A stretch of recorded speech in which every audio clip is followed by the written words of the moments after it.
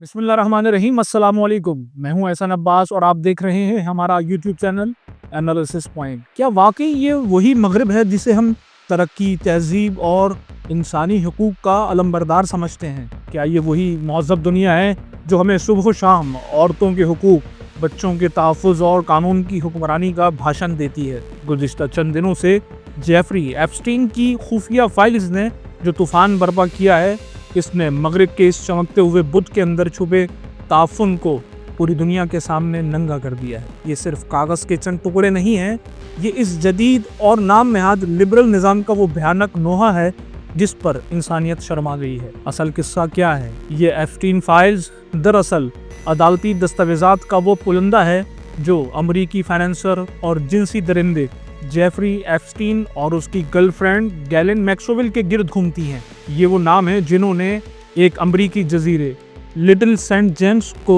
अमरीकी अय्याशी का अड्डा बनाया हुआ था। लेकिन ठहरिए, ये कहानी सिर्फ एक अमीर शख्स की अय्याशी की नहीं। इन फाइलों में जिन लोगों के नाम सामने आ रहे हैं वो कोई आम लोग नहीं हैं, ये दुनिया के हुक्मरान हैं, ये साबिक अमरीकी सदूर हैं, ये बरतानिया के शहजादे हैं, ये हॉलीवुड के सुपरस्टार्स हैं और वो साइंसदान हैं जिन्हें दुनिया अकल का देवता मानती है। दस्तावेज़ात ने साबित किया है कि इख्तिदार के ऐवानों में बैठने वाले ये लोग रात के अंधेरों में किस कदर घिनौने खेल खेलते हैं। स्टीफन फाइल्स केस दोबारा रीओपन करने और दुनिया भर के दरिंदों को बेनकाब करने का सेहरा खातून सहाफ़ी जूली के ब्राउन के सर जाता है।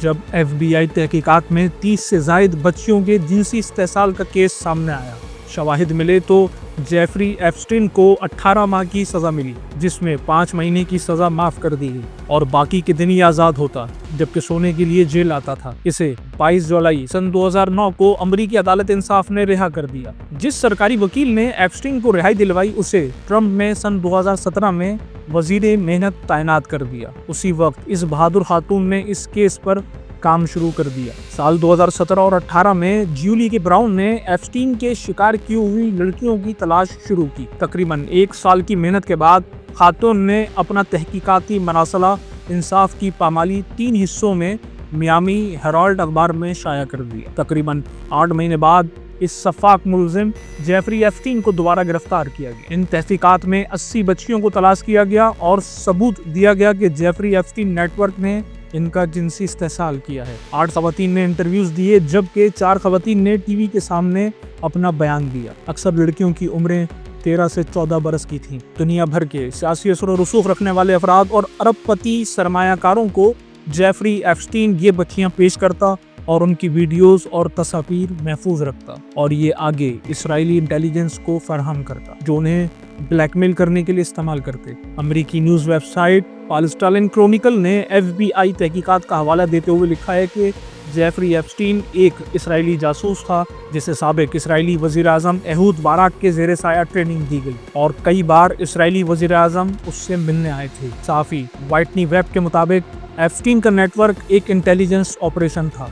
अगर ये बहादुर खातून ना होती तो बाएं बाजू के नोम चोम्स्की इंसानियत के अलमबरदार बिल गेट्स, ट्रंप, क्लिंटन वगैरह जैसे कई दरिंदे बेनकाब ना होते। नाजरीन, जेफरी एप्स्टीन अरबपति का काम सियासतदानों, मीडिया पर्सन्स, फिल्म इंडस्ट्री और मल्टीनेशनल कंपनियों के मालिकान को छोटी नाबालिग बच्चियां और बच्चे पेश करना और उसके सबूत जमा करना था, जिन्हें सही वक्त पर इस्तेमाल करके इन असर और रसूख रखने वाले अफराद को ब्लैकमेल किया जाता था और ब्लैकमेल किया जा रहा है। इन तस्वीर और वीडियोस का तीसरा और सबसे बड़ा मजमुआ अमेरिका के महकमा इंसाफ ने 30 जनवरी 2026 को शाया किया, जिसमें 35 लाख से ज़ायद सफ़हात, 2000 से ज़ायद वीडियोस और 1,80,000 से ज़ायद तस्वीर मौजूद हैं। सियासतदानों में मौजूद अमरीकी सदर डोनाल्ड ट्रंप, साबिक अमरीकी सदर बिल क्लिंटन, उनकी अहलिया हिलरी क्लिंटन, साबिक अमरीकी सदर जॉर्ज W. बुश, साबिक अमरीकी नायब सदर L.R. गोर, साबिक अमरीकी सफ़ीर और गवर्नर बिल रिचर्डसन, बरतानवी शहजादे प्रिंस एंड्रियो, बरतानवी शहजादी पैट्रिस और यूजीनी, नॉर्वे के crown prince Mette Marit, Saudi वली अहद मोहम्मद बिन सलमान, मुत्तहदा अरब अमारात के सदर मोहम्मद बिन जैद, कतर के साबिक वज़ीर आज़म शेख हमद बिन जासिम, अमरीका में सऊदी सफ़ीर प्रिंस बंदर बिन सुल्तान, न्यूयॉर्क के मेयर जोरान ममदानी की वालदा, मालदीव के साबिक सदर अब्दुल्लाह यामीन, अफगानिस्तान के साबिक सदर हामिद करज़ई, पाकिस्तान के साबिक वज़ीर आज़म इमरान खान, हिंदुस्तान के वज़ीर आज़म नरेंद्र मोदी और बांग्लादेश के मौजूदा चीफ एडवाइज़र ڈاکٹر یونس کا ذکر کیا گیا ہے۔ یہی نہیں، ان دستاویزات کے اندر ملالہ یوسفزئی کا بھی ذکر شامل ہے، جنہیں ملالہ فنڈ کے لیے بھاری رقوم فراہم کی گئی۔ شوبز اور انٹرٹینمنٹ کی دنیا سے بھی سپر اسٹارز کے نام شامل ہیں۔ ملٹی نیشنل کمپنیوں اور کاروباری افراد میں سے ٹیسلا کے مالک ایلون مسک، مائکروسافٹ کے بانی اور نام نہاد خیراتی کاموں کے role model Bill Gates, Google کے شریک بانی سرگئی برن، امریکی ارب پتی گیلن ڈوبن، برطانوی ارب پتی رچرڈ برینسن، متحدہ عرب امارات کی کمپنی ڈی پی ورلڈ کے چیئرمین سلطان احمد بن سلیم قابل ذکر ہیں۔ سائنسدانوں اور ادیبوں میں نوم چومسکی، عالمی شہرت یافتہ ماہر لسانیات اور فلسفی سائنسدان اسٹیفن ہاکنگ، امریکی صحافی اور مصنف مائیکل وولف کے نام شامل ہیں۔ حیرت انگیز طور پر جیفری ایپسٹین فائلز میں سابق وزیر اعظم عمران خان کا بھی تذکرہ موجود ہے، لیکن دلچسپ بات یہ ہے کہ انہیں کسی غیر اخلاقی عمل کی بنا پر مخاطب نہیں کیا گیا، بلکہ ان کے اعلیٰ کردار، ایمانداری اور اسلام پسندی کے سبب سن 2018 کے انتخابات میں کامیابی کے بعد مغرب کے لیے بہت بڑا خطرہ قرار دیا گیا ہے۔ جیفری ایپسٹین نے اپنی ای میلز میں عمران خان کو کرپشن سے پاک سیاسی کردار کے باعث لندن سوسائٹی لائن کا لقب دیا۔ اس کے علاوہ انہیں روسی صدر پیوٹن، چین کے صدر شی جن پنگ اور ایران کے سپریم لیڈر آیت اللہ خامنہ سے زیادہ خطرناک قرار دیے۔ شاید یہی وجہ ہے کہ انہیں ریجیم چینج آپریشن کے ذریعے عالمی سیاسی منظرنامے سے دور رکھنے کی کوشش کی گئی۔ ناظرین، جیفری ایپسٹین 10 اگست سن 2019 میں دوران قید 66 برس کی عمر میں مشکوک انداز میں ہلاک ہوا۔ Metropolitan correctional centre new York میں جہاں یہ قید تھا، وہاں کے ایک گارڈ کے مطابق اس نے صبح 6:30 بجے جیفری ایپسٹین کو اپنے سیل میں بستر کے برابر مردہ حالت میں لٹکا ہوا پایا۔ تحقیقات کے مطابق اس روز کا کوئی CCTV ریکارڈ دستیاب نہ ہو سکا۔ ایپسٹین فائلز دراصل طاقت، دولت اور جنسی جرائم کے اس گٹھ جوڑ کی دستاویزی جھلک ہے جسے کئی برسوں سے پردے میں رکھا گیا تھا۔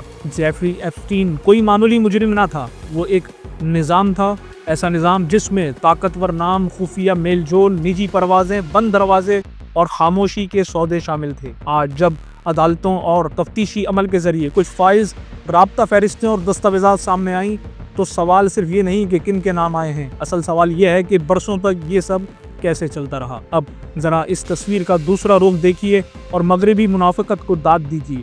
یہ وہی عالمی لیڈرز ہیں جو اقوام متحدہ کے پلیٹ فارمز پر کھڑے ہو کر تیسری دنیا کے ممالک کو ڈانٹ پلاتے ہیں کہ 18 سال سے کم عمر کی شادی جرم ہے۔ یہ ہمارے خاندانی نظام پر قدغن لگاتے ہیں۔ یہ مسلم معاشروں میں جلد شادی کو بچوں پر ظلم قرار دیتے ہیں۔ ہمارے ہاں اگر شرعی تقاضوں کے مطابق نکاح ہو جائے تو ان کی NGOز مافیا کا طوفان کھڑا ہو جاتا ہے۔ مگر حقیقت کیا ہے؟